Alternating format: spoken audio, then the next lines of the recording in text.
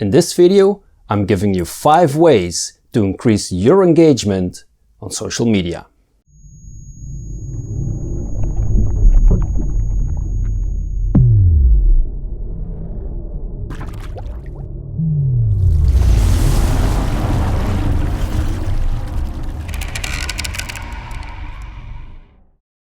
Hello everyone, welcome to the RPGames YouTube channel. My name is Ralph, and don't worry, I'm not gonna talk about social media engagement.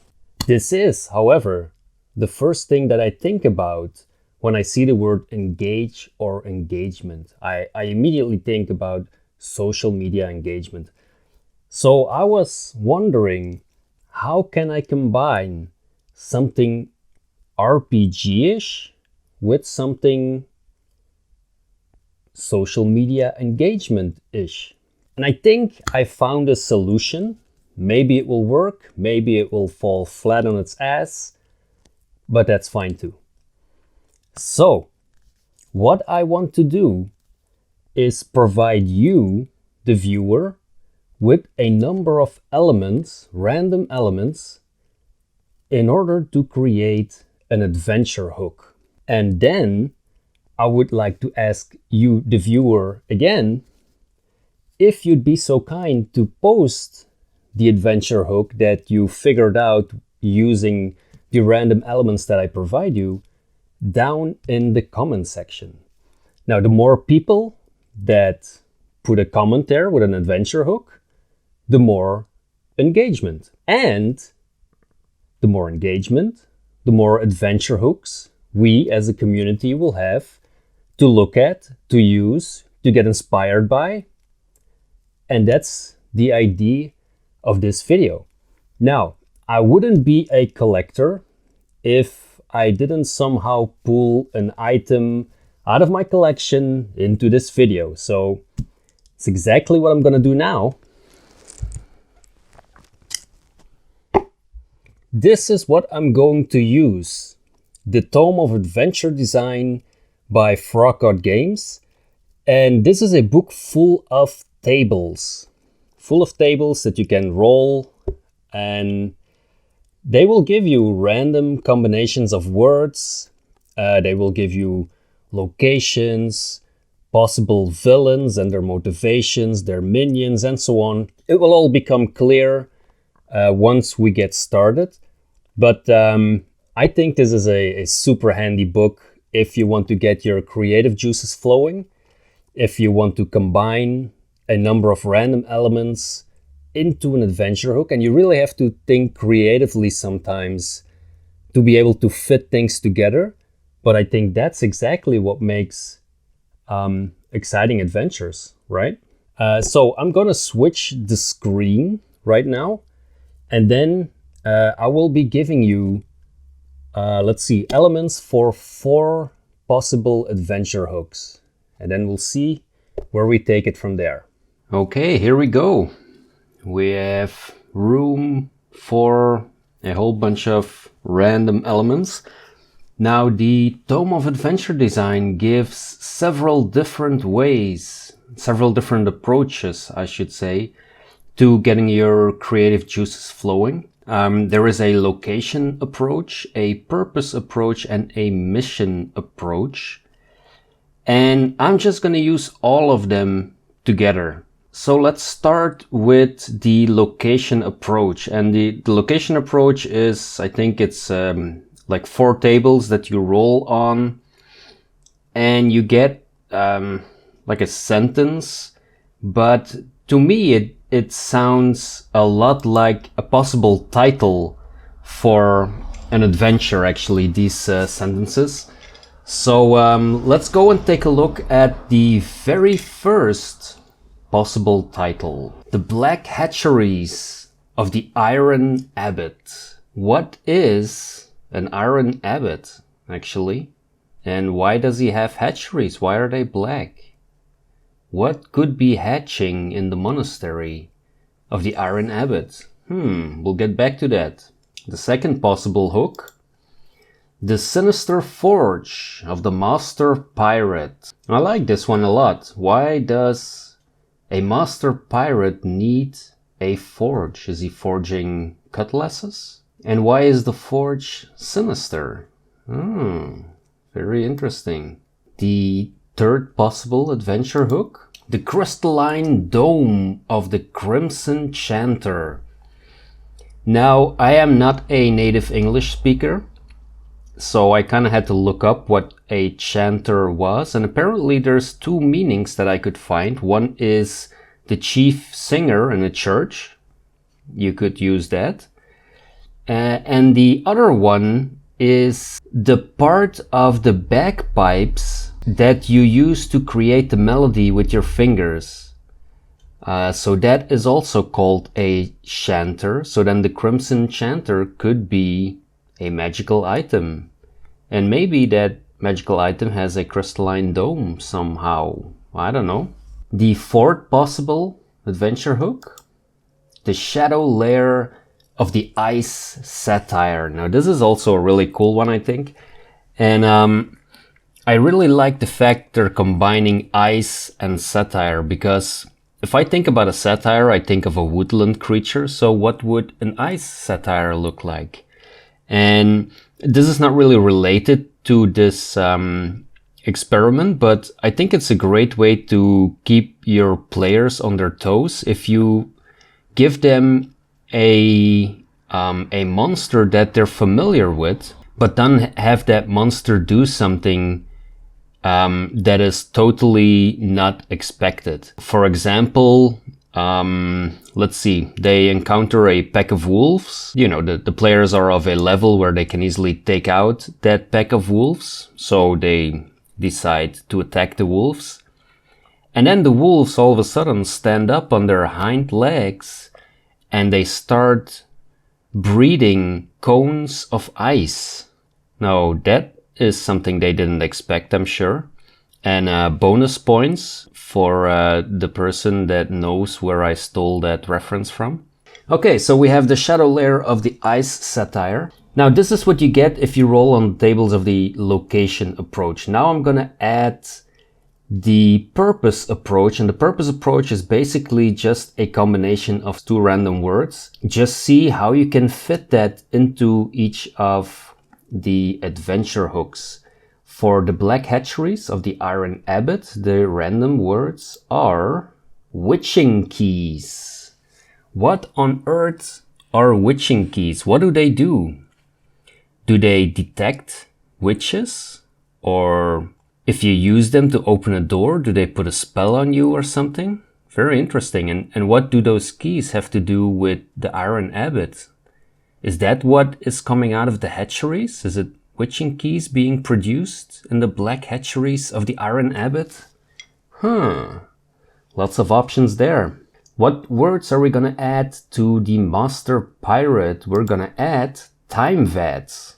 Oh, what is a time vad? Could be a really cool magical item where, you know, it's like this glass dome and you put like a seed underneath, and then you can watch the seed grow into like a vegetable or a fruit like immediately, or a flower, or a, well, if it grows into a flesh-eating flower, then, or plant, then you might have a problem, but you know, could be an interesting item. Not the most useful in terms of combat, but definitely an item that I, like some of my characters, would love to have. Then we go to the crystalline dome of the Crimson Shanter. An unreality throne. Oh, that is such a cool combination. Who is sitting on an unreality throne? And if you want to remove that person from the throne, do you need to change reality? Or does reality change when you remove that person from the throne? And how is that somehow connected to the Crimson Shanter? If the Shanter is used as a person, is he or she the one sitting on the unreality throne? That I leave for you to figure out, of course. That's the whole idea of this experiment that we're doing. And then for the shadow layer of the ice satire, we have a sacrificial chasm. Damn, that is a very cool thing to have in your shadow layer. All right, now the next possible approach in the Tome of Adventure Design is the mission approach.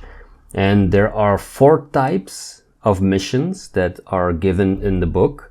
And that's exactly why we have 4 adventure hooks, so that we can use one of each type of missions, and see what we get. So, the Black Hatcheries of the Iron Abbot is going to be an event-based mission, and the mission is to prevent an exploration or mapping expedition. Why would the Iron Abbot want to prevent an exploration or mapping expedition? Or is it the Iron Abbot who wants to prevent that? Maybe the Iron Abbot isn't the villain. Who knows? What's going on with the Master Pirate?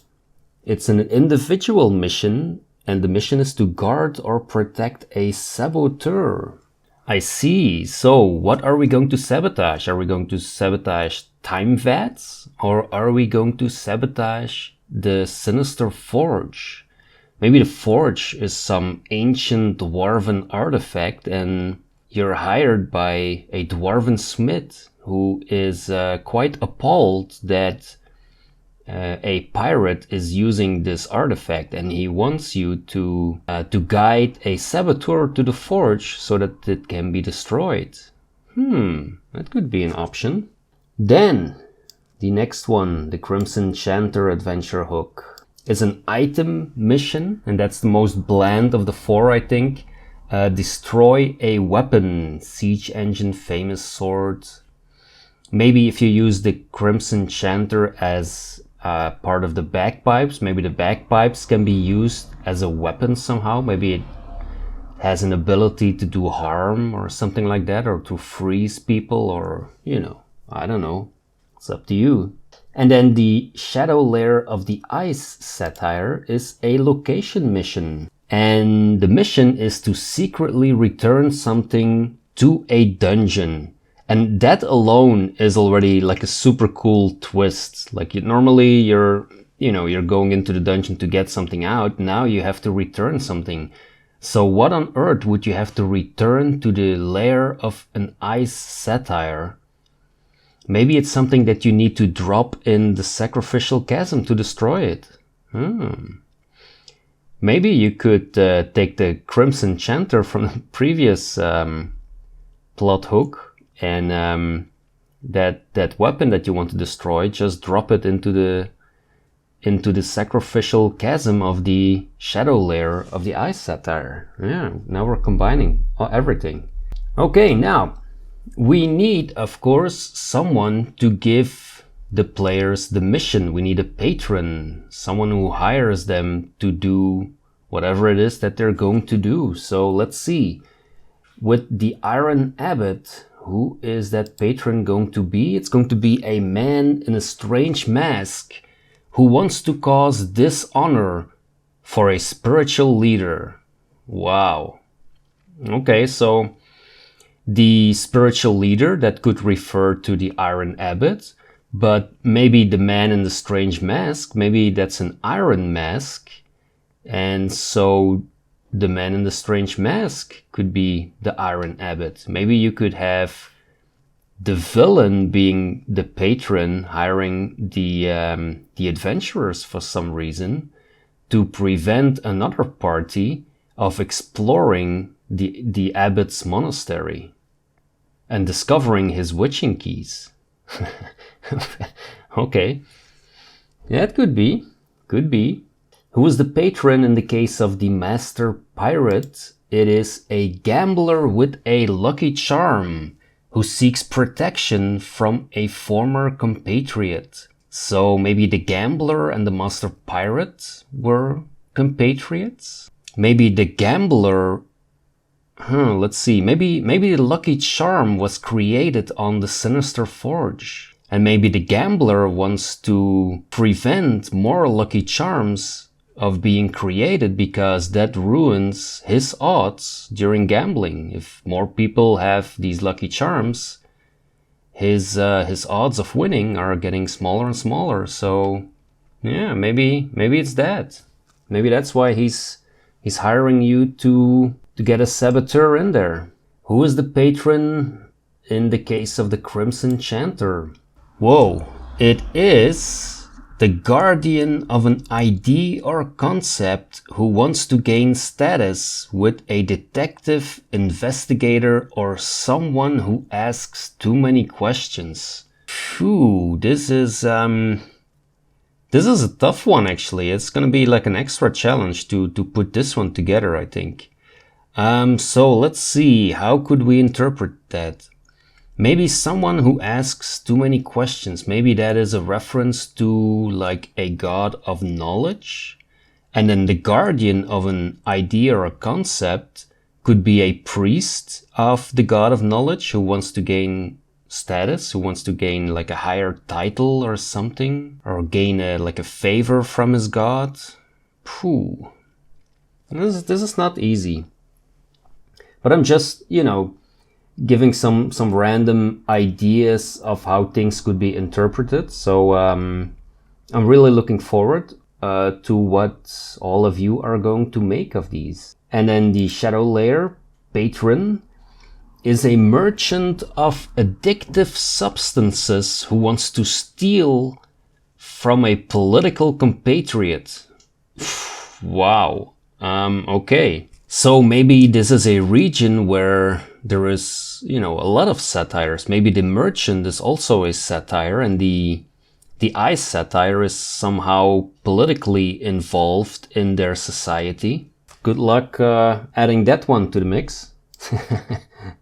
Okay, and we have a patron, of course. We also need a villainous plan, and the villainous plan is what we're gonna add next. For the black hatcheries of the Iron Abbot, the villainous plan is conversion. The villain is trying to convert others to his way of thinking. And how is he doing that?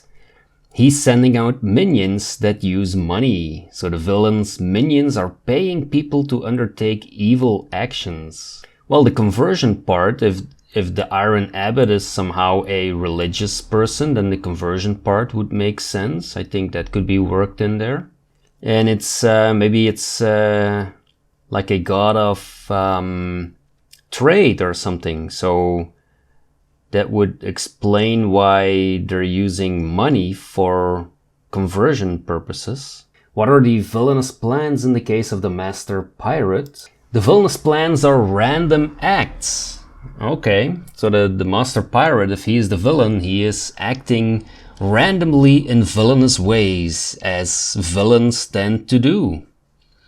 They tend to act in villainous ways. Now, how does that work? The villain's nature changes on a certain timetable. That is very cool. At random times or in particular places.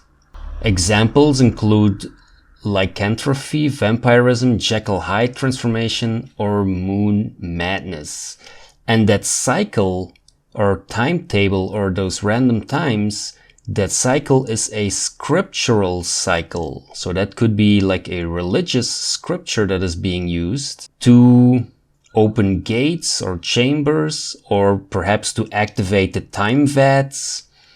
And then whatever is seen by the pirate in the time vats could guide their actions in some way. Could be very interesting as well. I like that addition. So that is something that you would normally not combine, I think. I don't think you would combine like religious scripture in some way easily to a pirate. So that's why I like these random additions, because it really forces you to figure out like how can we add that somehow to the story. The Crimson Shanter, the villainous plans are to increase personal capability. The villain is trying to increase his inherent personal power. This might include gaining levels of experience, useful information, magic items. And how is he doing that? He wants to kidnap the person who knows the location of an item that will bring the villain new minions. I see. So if we're gonna go with the bagpipe Crimson Shanter, then that could be the item So the villain has kidnapped the person who knows where that Crimson Shanter can be found. And then once the Crimson Shanter is added to a bagpipe, then it could be used to animate that. Yeah, that could be very interesting. Or it brainwashes people into following the villain. And then we have the shadow layer. The villainous plans are to destroy a community. The villain is trying to kill, economically destroy, or otherwise irreparably damage a particular community. He could have various motives ranging from annoyance to following the orders of a greater villain. Now, how is he doing that? He's preparing for battle. He's hiring or assembling troops for a direct military assault. Okay. So, the villain is hiring troops for a military assault on what exactly? And how is returning something to the shadow layer going to stop him from doing that? What would you return? Very interesting. That's a really cool twist. And then the last item that we're going to add is a minion or a lieutenant of the villain, and see how that person gets introduced into the story somehow. So the Black Hatchery, so the Iron Abbot, we have a thief who is distinguished by a strange tattoo or birthmark, who is in the villain's service because they receive a share of the treasure. Now that's interesting, because maybe you could offer that lieutenant a bigger share of the treasure to have him defect. That's interesting. Then the Sinister Forge of the Master Pirate. There is an insane megalomaniac witch doctor, witch or druid in the villain's service because the villain has control of the minion's soul in some fashion or holds it captive. Wow. This is a great addition because this makes a lot of sense with the religious scriptures if they're being read by, like an insane witch or an insane druid, and then the soul of that druid is maybe kept in the time vats somehow. Then for the Crimson Shanter, we have a Enrique Suave military leader with troops, who is an excellent spy or information gatherer, and he is an advisor to the villain, so he is privy to the villain's plots and has input into his plans. Yeah, this third one, the Crystalline Dome of the Crimson Shanter, good luck with that one. I think there's some really cool elements in this one, but figuring out a way to get everything to fit, that's going to be a bit of a challenge, or at least it is to me. Maybe for you, the viewer, you can easily link that together, and that would be awesome. I would love to see the result of that. And then we still have the shadow layer, where we're having a magic user who is well known in the local area and is in love with the villain. Dun dun dun. Okay, so that concludes all the random elements. So again, the idea is for you to pick one of these four, or like if you really want to challenge yourself, by all means try and create an adventure hook with all four of them if you want to. That's totally fine for me. And then once you have created an adventure hook using these elements, post it in the comments, and then let's all have some fun with this experiment. And I'm looking forward to seeing all the results. And that brings us to the end of the video once more. I hope that you found this exercise, let's call it an exercise, I hope you found that useful. I'm going to put a link to the Tome of Adventure Design in the description. I find this a really helpful tool if I'm lacking inspiration or something. Just throw together some words and that gets my creative juices flowing. If that's the case for you as well, you might consider picking it up. Let's see, what else do I need to say? If you found this video at all entertaining or inspiring, then I really hope that you would do me the favor of sharing the adventure hook that you came up with down in the comments. That's the whole idea of the video. So let's make it work, and then we can all share each other's hooks and we can get inspired by plenty of great ideas that I'm sure that will come from this. If you've enjoyed that, by all means, hit the like button. If you want to follow along, hit the subscribe button as well. Critically hit the bell icon. And thank you very much for watching. Thank you for sharing. And I kind of have to add, like, I've received a lot of very positive feedback on my videos. I'm, to be honest, quite surprised, but very, very appreciative of the fact that people seem to enjoy the content. So that's really great. Thank you very much for your kind words, and I will see you in the next video.